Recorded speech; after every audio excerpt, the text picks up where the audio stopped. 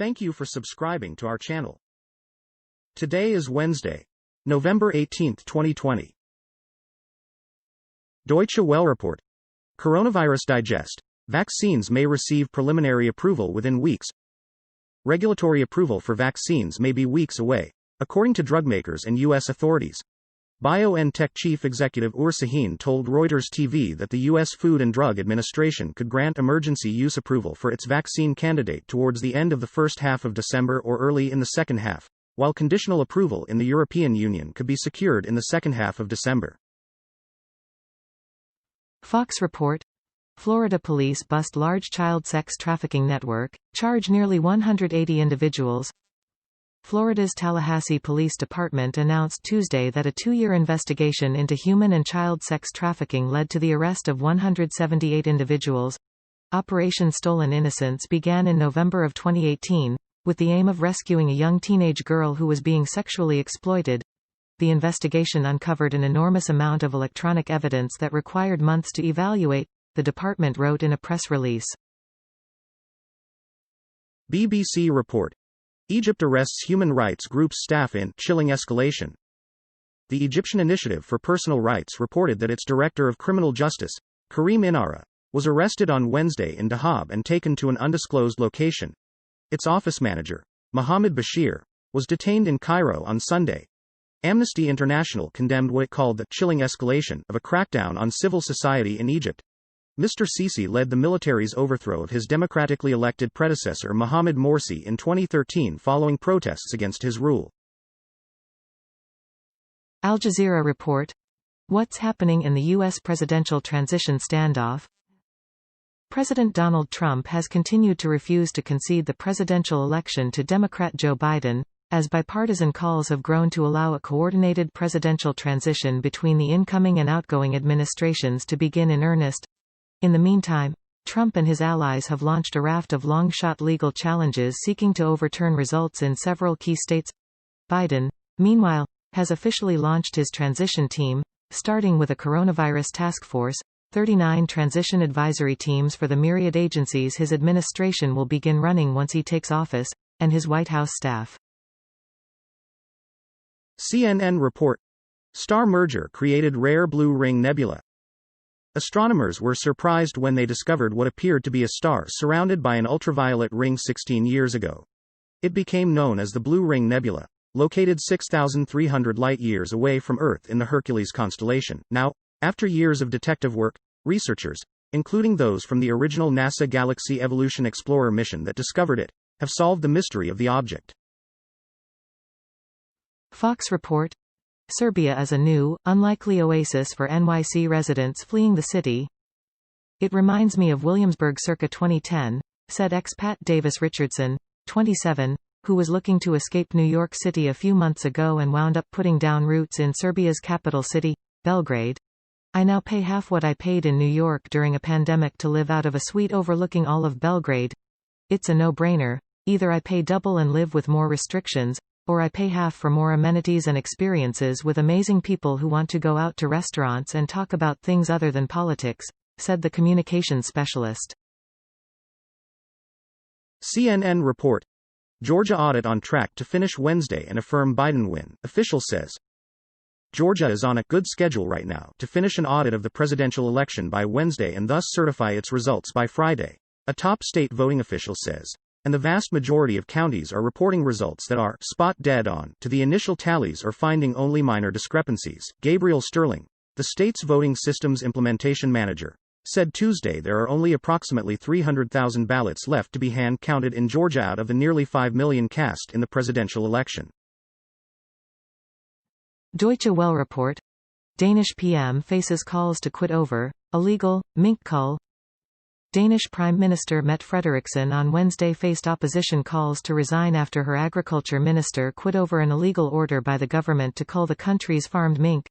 The government is facing its biggest crisis yet amid the coronavirus pandemic. Previously, the authorities ordered a cull of all farmed mink earlier this month to prevent the spread of COVID-19, including a new mutated strain. Fox report. Israel launches airstrike against Iranian targets in Syria. the Israeli Air Force conducted overnight airstrikes against 8 targets controlled by the Iranian Al-Quds forces stationed in Syria. According to the Israel Defense Forces (IDF), among the targets hit were storage facilities, headquarters and military compounds controlled by the Iranian Al-Quds forces and Syrian armed forces. In addition, Syrian advanced surface-to-air missile batteries were struck after they fired at Israeli warplanes. CNN report. Analysis. Fox News rivals are using the network's own dishonest tactics against it. Fox News sucks. Fox News sucks. Fox News sucks. Those words were chanted in the streets of Washington, D.C., this past weekend, not by hordes of angry liberals but by disenchanted supporters of President Donald Trump. For more than 2 decades, Fox News has conditioned its audience to distrust news that collides with its worldview or theirs. Inconvenient facts have been dismissed and blamed on the liberal media, or the deep state, or one of the many other boogeymen favored by the right at any particular time. Deutsche Welle report. Germany's Moss. Hasty U.S. troop drawdown in Afghanistan could hinder peace process.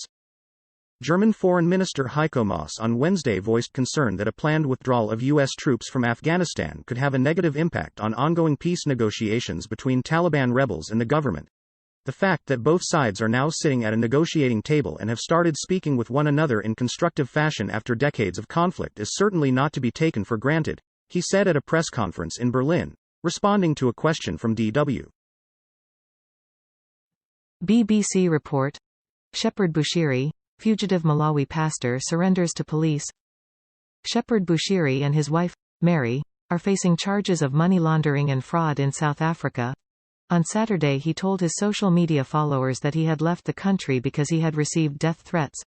In an interview with the BBC, he refused to reveal how he escaped.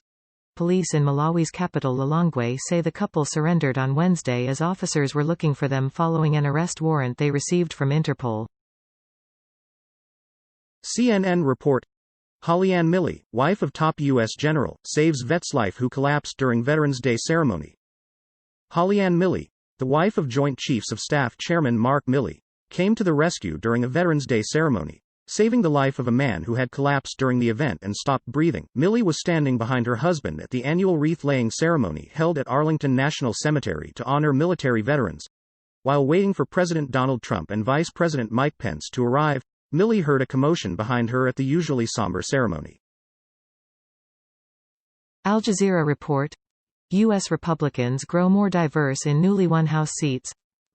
Republicans cut the Democratic Party's margin of majority control in half in the United States House of Representatives in the November 3 election and did it with a diverse field of women and minority candidates. While Democrats remain in charge, Republicans have secured 207 seats in the House, up from 201 prior to the election. They will likely gain yet more as votes are still being counted in 6 races.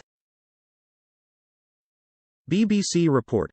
Saudi Arabia First Women's Football League kicks off. More than 600 players for 24 teams based in Riyadh, Jeddah and Dammam are competing for a championship cup. The opening matches on Tuesday evening were not televised, but Saudi media hailed them as another step forward for women's participation in sport. For many years, the authorities cited cultural norms and religious teachings in denying women the right to participate in sporting activities. Conservative clerics warned that opening sports to them would lead to immorality. Fox report. Chicago PhD student accused of stalking, killing ex-boyfriend. A Chicago Ph.D. student studying criminology fatally shot her ex-boyfriend at his Washington, D.C. home, authorities said. Nijinsky Dix, 37, a student at the University of Illinois Chicago, has been charged with second-degree murder in the slaying Saturday of 44-year-old Terry Hickman, whom she dated for 3 months, the South Bend Tribune reported. Shortly before 5:30 p.m., police responded to reports of gunfire at the apartment complex in the nation's capital. Al Jazeera report. After student election wins, Lebanese prepare for bigger battles. Beirut, Lebanon. Nagham Abuzaid did not think she would win, but she was not going to give up without a fight. Every year since Abuzaid began attending the Lebanese American University (LAU) in 2018, the 20-year-old had supported independent candidates in student council elections, and each time, they lost to electoral lists backed by Lebanon's establishment parties. It was a usual affair in Lebanon, where the parties and affiliates of a small sectarian elite exert control over everything, from unions and syndicates to business sectors and student councils. Thank you for watching 5 p.m. recap. To be notified, you can subscribe our channel and activate the bell.